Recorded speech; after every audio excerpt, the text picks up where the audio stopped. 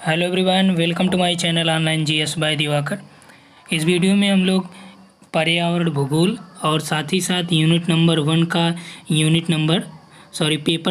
का unit number 9 जो आपका है पीपल एंड इन्वायरमेंट, वहाँ से भी रिलेटेड यहाँ पे प्रश्न सॉल्व किए जाएंगे। टोटल यहाँ पे हमने 16 MCQ अवेलेबल कराए हैं और ये काफ़ी डिटेल्ड में हम लोग देखेंगे।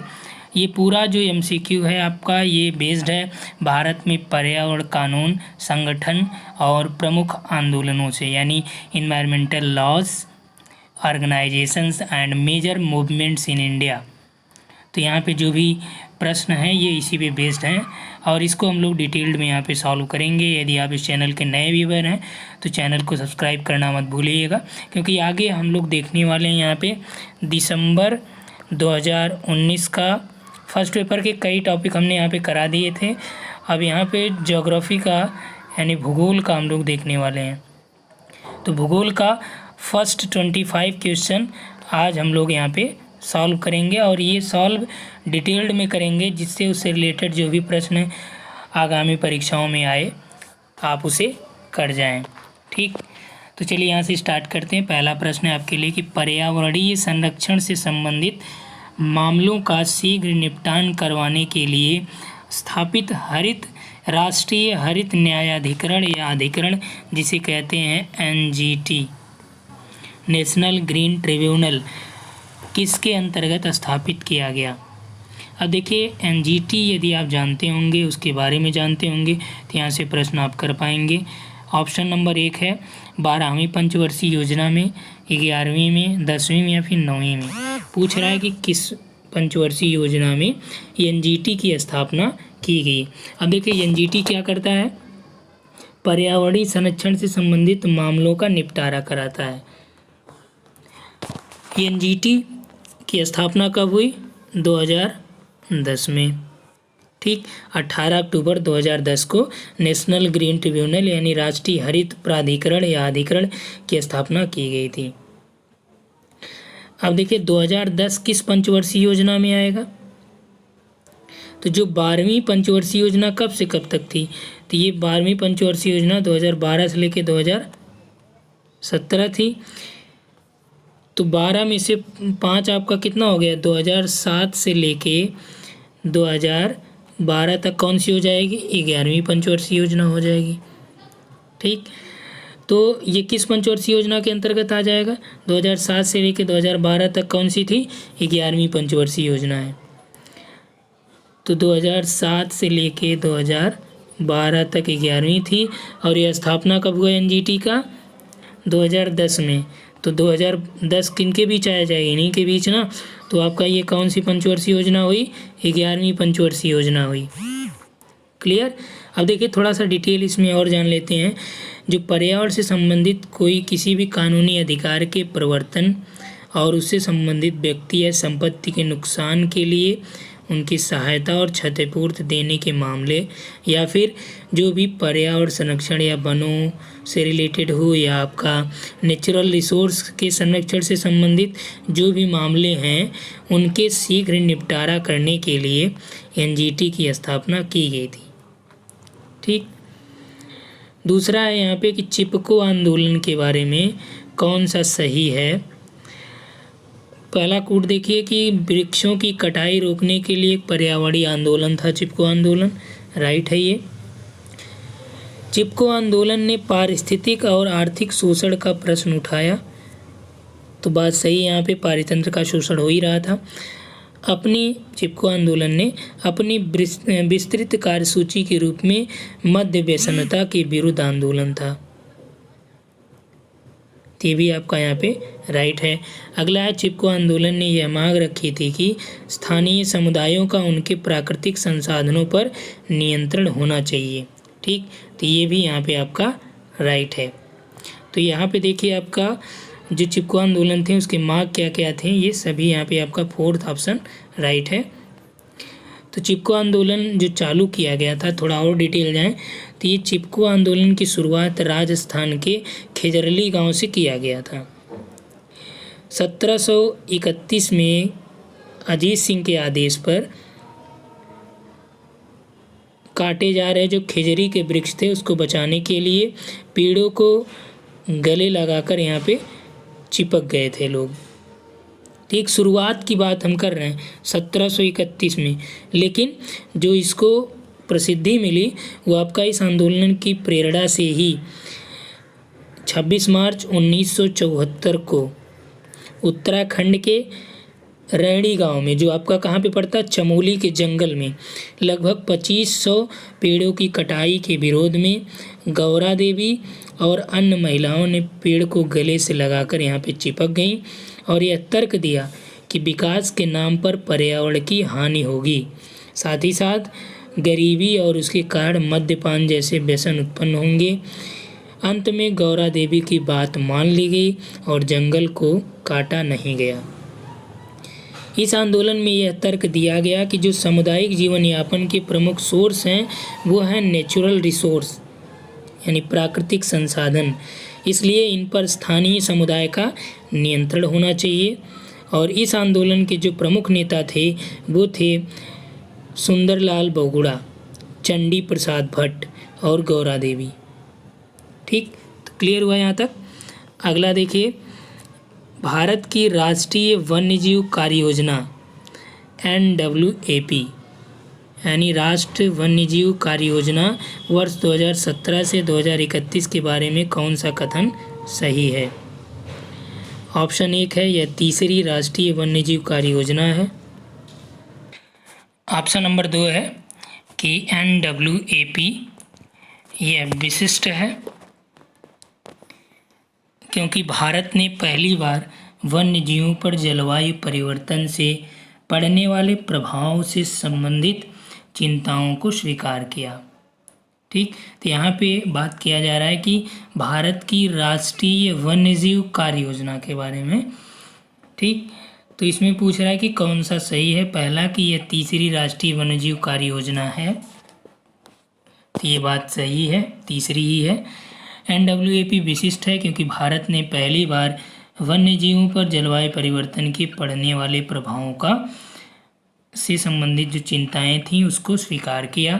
NWAP के 10 घटक यानी 10 कंपोनेंट्स हैं, तो ये आपका रॉन्ग है क्योंकि इसके 10 नहीं बल्कि 5 कंपोनेंट हैं NWAP के, और इसमें लगभग 17 विषयों को यानी 17 विषयों को शामिल किया गया है। तो यहाँ पे देखिए जो राइट आंसर आपका हो जाएगा वो है 1 और 2।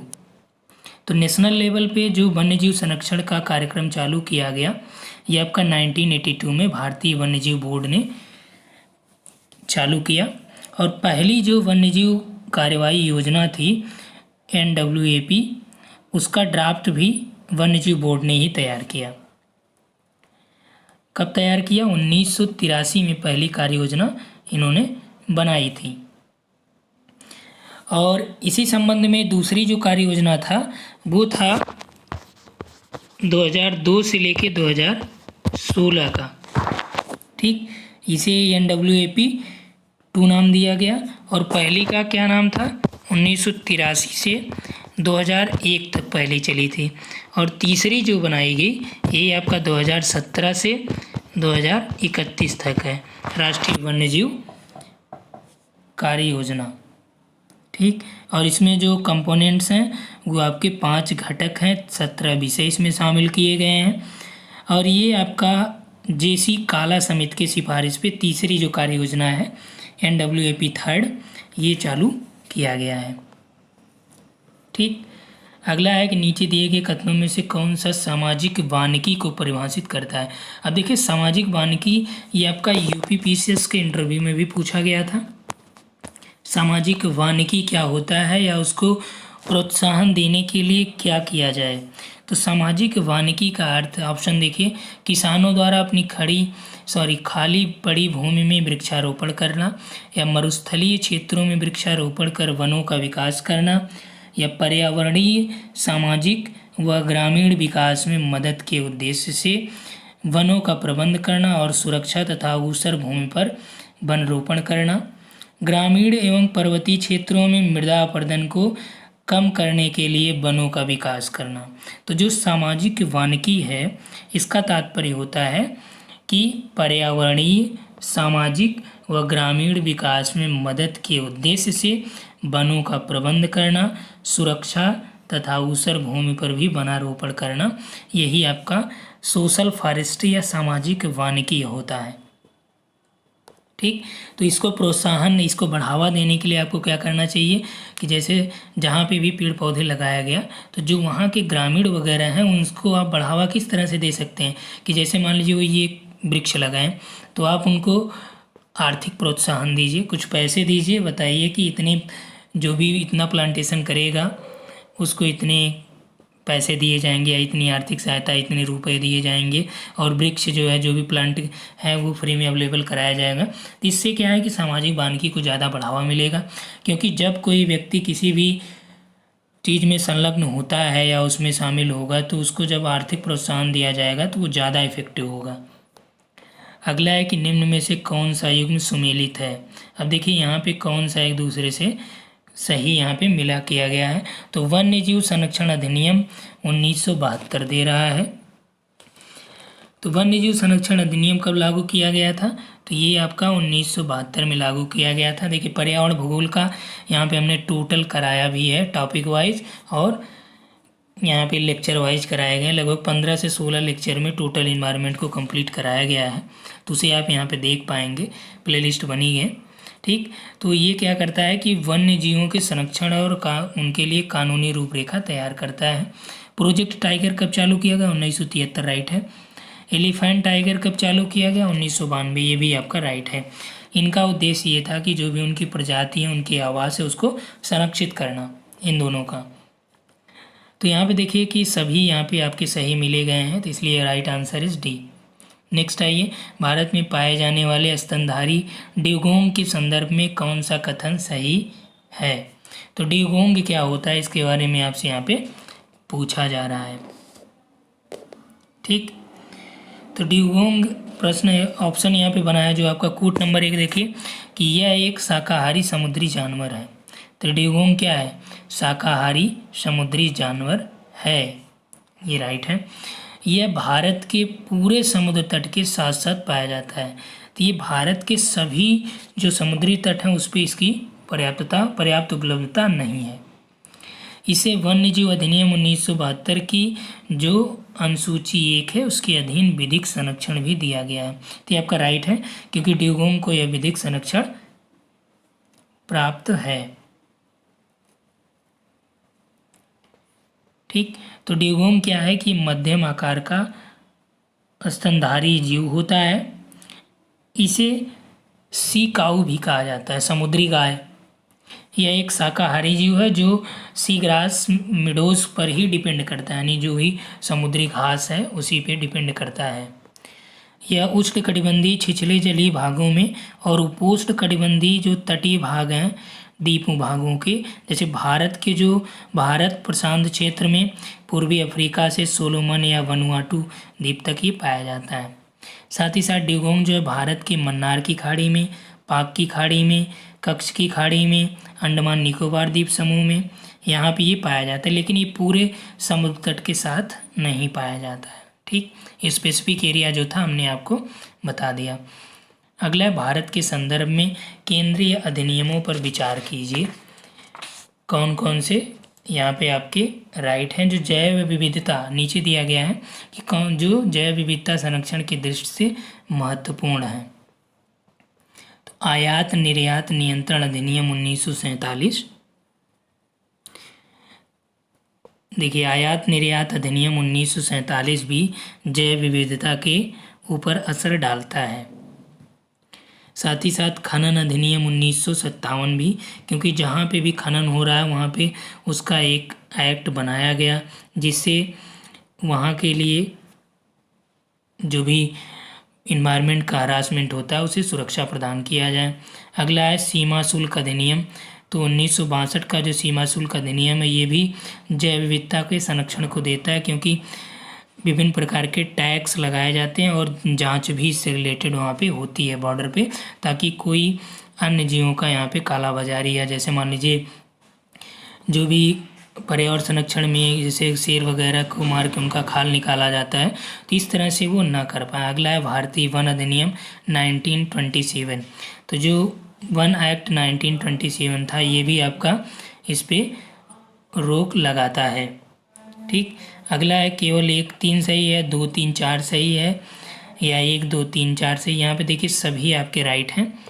ठीक, 1 2 3 4 ये सभी जैव विविधता के संरक्षण पे कुछ डायरेक्ट कुछ इनडायरेक्ट रूप से इम्पैक्ट डालते हैं। अगला है पर्यावरण संरक्षण अधिनियम 1986 भारत सरकार को सशक्त बनाता है किस संदर्भ में। अब देखिए ऑप्शन आपके पास है कि वह 1 नंबर पे देखिए कि वह पर्यावरणीय संरक्षण की प्रक्रिया में लोक सहभागिता की आवश्यकता का और इसे हासिल करने की प्रक्रिया और रीति का भी विवरण देता है।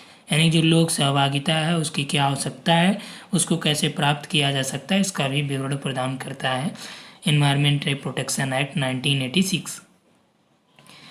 अगला है कि वह विभिन्न स्रोतों से पर्यावरणीय प्रदूषकों के उत्सर्जन या विसर्जन के मानक को भी यहाँ पे ये निर्धारित करता है। ये भी आपका यहाँ पे राइट है। जो भी वहाँ के मानक हैं प्रदूषणों के, इसका ये निर्धारण करता है। ठीक, लेकिन यहाँ पे देखिए जो लोक सहभागिता की बात की गई कि यह पर्यावरणीय संरक्षण की प्रक्रिया में लोक सहभागिता की आवश्यकता का और इसे हासिल करने की प्रक्रिया और रीति का विवरण देता है। यहाँ पे सॉरी, ये ऑप्शन 1 रॉन्ग होगा, क्योंकि ये जो विवरण टोटल लोक सहभागिता का नहीं देता, बल्कि पर्यावरणीय संरक्षण में जो भी वहाँ पे बनाए गए हैं रूल रेगुलेशन, यानी पब्लिक पार्टिसिपेशन की आवश्यकता को तो देता है, लेकिन उसको हासिल करने के लिए जो प्रक्रिया है, रीति रिवाज है, उसका विवरण नहीं देता। क्योंकि यहाँ पे पब्लिक पार्टिसिपेशन कितना हो रहा, कैसे हो रहा है, इसका विवरण 1986 के जो पर्यावरणीय इन्वायरमेंट प्रोटेक्शन एक्ट है उसमें ये जानकारी नहीं दी गई है। जबकि वह क्या करता है कि जो विभिन्न स्रोतों से पर्यावरणीय प्रदूषक हैं उसके उत्सर्जन के मानक को निर्धारित करता है। तो यहाँ पे राइट जो हो जाएगा केवल 2 है। अगला है कि निम्नलिखित कथनों में से कौन सा भारत सरकार के ग्रीन इंडिया मिशन के उद्देश्य को सर्वोत्तम रूप से वर्णित करता है। यानी कि जो ग्रीन इंडिया मिशन है उसको सबसे ज़्यादा प्रोत्साहित कौन करता है या वर्णित करता है। तो इसमें पर्यावरणीय लाभ एवं लागतों को केंद्र एवं राज्य के बजट में सम्मिलित करते हुए हरित लेखाधिकरण यानी ग्रीन काउंटिंग को अमल लाना है, ये नहीं है। कृषि उत्पाद के संवर्धन के लिए द्वितीय हरित क्रांति आरंभ करना, जिससे भविष्य में सभी के लिए खाद्य सुरक्षा सुनिश्चित हो, ये भी आपका ग्रीन इंडिया मिशन का ये भी एक लक्ष्य या उसका वर्णन के अंतर्गत ये भी शामिल नहीं होगा। अगला है कि वनाच्छादन की पुनर्प्राप्ति और संवर्धन करना तथा अनुकूल एवं न्यूनीकरण यानी कि एडाप्टेशन और मिटिगेशन के संयुक्त उपाय से जलवायु परिवर्तन का प्रत्युत्तर देना, ये आपका यहाँ पे राइट होगा। ठीक, तो यहाँ पे जो सही उत्तर आपका हो जाएगा केवल 3। अब देखिए इसके डिटेल में जाएँ तो जो आपका राष्ट्रीय जलवायु परिवर्तन कार्य योजना थी, ये हमने आपको पढ़ाया भी है। तो इसमें 8 मिशन निर्धारित किए गए थे और इन्हीं 8 मिशनों में से एक आपका ग्रीन इंडिया मिशन था जो वनों से ही रिलेटेड था, जिसका प्रभाव जलवायु परिवर्तन के शमन और वनों पर निर्भर समुदाय की खाद्य सुरक्षा, जल सुरक्षा, जैव विविधता संरक्षण आदि के लिए था। ठीक, जबकि यहाँ पे बात किया गया अन्य 2 में कृषि उत्पाद पर्यावरणीय लाभ से रिलेटेड जो बजट है उसके बारे में, तो इसीलिए ये पहले और दूसरे राइट नहीं है। अगला कौन सा अधिनियम भोपाल गैस त्रासदी के बाद आया। कौन सा अधिनियम भोपाल गैस की त्रासदी के बाद आया। ऑप्शन है वायु प्रदूषण नियंत्रण अधिनियम, वन संरक्षण अधिनियम, पर्यावरण संरक्षण अधिनियम, इनमें से कोई नहीं। अब देखिए कि वायु प्रदूषण अधिनियम या जो आपका ये घटना घटित हुई भोपाल गैस त्रासदी के बाद जो बनाया गया एक्ट, वो आपका था इन्वायरमेंटल प्रोटेक्शन एक्ट 1986 और इसके द्वारा ये तय किया गया या निर्धारित किया गया कि सरकार ने प्रदूषकों के विसर्जन औद्योगिक क्रियाकलाप के लिए एक निश्चित क्राइटेरिया निर्धारित कर दिया ताकि भविष्य में भोपाल गैस जैसी कोई त्रासदी न देखने को मिले। अगला है राष्ट्रीय जैव विविधता प्राधिकरण NBA भारत में कृषि संरक्षण में किस प्रकार सहायक है। तो जैव विविधता प्राधिकरण भारत में किस तरह से ये सहायता प्रदान करेगा कृषि में। NBA जैव चोरी को रोकता है, यानी जो बायो क्लोनिंग भी की जाती है उसको भी ये रोकता है। साथ ही साथ देसी और परंपरागत आनुवंशिक संसाधनों का संरक्षण करता है, ये राइट है। NBA कृषि पादपों के आनुवंशिक संशोधन पर चल रहे वैज्ञानिक अनुसंधान को प्रत्यक्ष रूप से मॉनिटर करता है तथा इसका निरीक्षण करता है। अब देखिए, एक तरफ तो ये बोल रहा है कि क्या सहायक है, कि ये दे रहा है कि परंपरा में संरक्षण करता है, लेकिन यहाँ पे कह रहा है कि उसको मॉनिटर करता है जो भी उसमें संशोधन चल रहा है, तो ये आपका क्या हो जाएगा, रॉन्ग हो जाएगा। अगला, NBA की अनुशंसा के बिना आनुवंशिक जैविक संसाधन से संबंधित बौद्धिक संपदा अधिकार के लिए आवेदन नहीं किया जा सकता, ये आपका राइट है। ठीक, तो जो आपका NBA है इसकी स्थापना कब की गई थी, 2003 में की गई थी, और यह आपका एक प्रकार से वैधानिक और स्वायत्तशासी निकाय है। ठीक, नेक्स्ट आइए, तो यहाँ पे जो राइट हो जाएगा वो सी ऑप्शन है, 1 और 3। पर्यावरण की सुरक्षा और वनों व अन्य प्राकृतिक संसाधनों के संरक्षण से संबंधित मामलों में प्रभावी और त्वरित निपटान के लिए NGT की स्थापना की गई। निम्न में से पर्यावरणीय अध्ययन या अधिनियमों में से कौन NGT के अधिकार क्षेत्र में आता है। अब देखिए, NGT को अभी हमने आपको बताया, अभी NGT से रिलेटेड यहाँ पे प्रश्न है कि कौन सा एक्ट NGT के अधिकार क्षेत्र में आता है। पर्यावरण संरक्षण अधिनियम 1986, तो ये आपका आता है। जैव विविधता अधिनियम 2002, ये भी आता है। भारतीय वन अधिनियम वन्य जीव संरक्षण अधिनियम 1972, ये नहीं आता ग्रीन ट्रिब्यूनल में। भारतीय वन अधिनियम 1927, ये भी नहीं आता है। सार्वजनिक दायित्व बीमा अधिनियम, ये आपका इसमें शामिल किया जाता है। ठीक, तो जो आपके NGT के एक्ट हैं उसमें आपका वाटर पोल्यूशन 1974 भी है, वन संरक्षण अधिनियम 1980 भी है, और वायु प्रदूषण नियंत्रण अधिनियम 1981 भी है, पर्यावरण संरक्षण अधिनियम 1986 भी है। ठीक, जैव विविधता अधिनियम 2002 भी है। अब देखिए, यहाँ पे दो चीज़ें आपको क्लियर करनी है कि पर्यावरण संरक्षण अधिनियम 1986 है और वन संरक्षण अधिनियम ये आपका 1980 है, और वन्य जीव संरक्षण अधिनियम 1972 है। ठीक, इन तीनों में बहुत कन्फ्यूजन आप करेंगे, इसलिए यहाँ से ये क्लियर कर लीजिए। तो राइट आंसर यहाँ पे आपका बी होगा। नेक्स्ट आइए, यहाँ पे मिलान करना है और कौन सा किससे संबंधित है। अब देखिए, वही चीज़ें यहाँ पे दिया गया है, जो चीज़ें अभी जस्ट हमने आपको ऊपर बताया कि तीनों आपको यहाँ पे याद रखना है। तो आपने देखा कि पहले ये देखिए, पर्यावरण संरक्षण अधिनियम इन्वायरमेंटल प्रोटेक्शन एक्ट EPA, तो EPA कब का है, EPA आपका पर्यावरण संरक्षण अधिनियम, अभी हमने जस्ट पहले बताया कि ये आपका,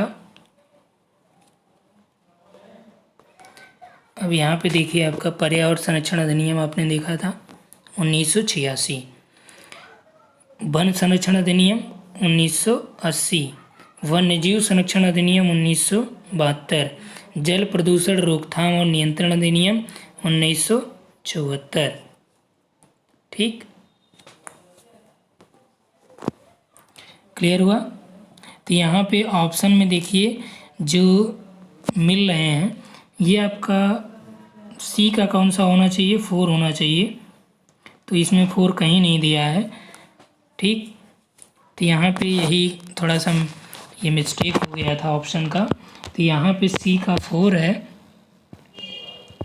ठीक, और डी का आपका 1 है, यही आगे पीछे आपको करना है, सी का 4, डी का 1। ठीक, चलिए नेक्स्ट हम लोग यहाँ पे देखते हैं,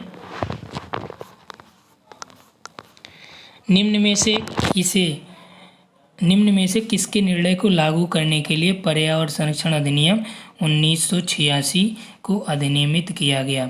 स्टॉकहोम सम्मेलन के, रियो पृथ्वी सम्मेलन के, डरबन संधि के या दोहा दौर के? तो किसके निर्णय को लागू करने के लिए एनवायरमेंट प्रोटेक्शन एक्ट 1986 को लाया गया? तो यहाँ पे जो आपका राइट आंसर हो जाएगा कि एनवायरमेंट प्रोटेक्शन एक्ट यानी कि EPA, ठीक, इसको लागू किया गया। तो ये आपका स्टॉकहोम सम्मेलन के जो भी निर्णय थे उसको लागू करने के लिए इसको अधिनियमित किया गया, इस एक्ट को बनाया गया।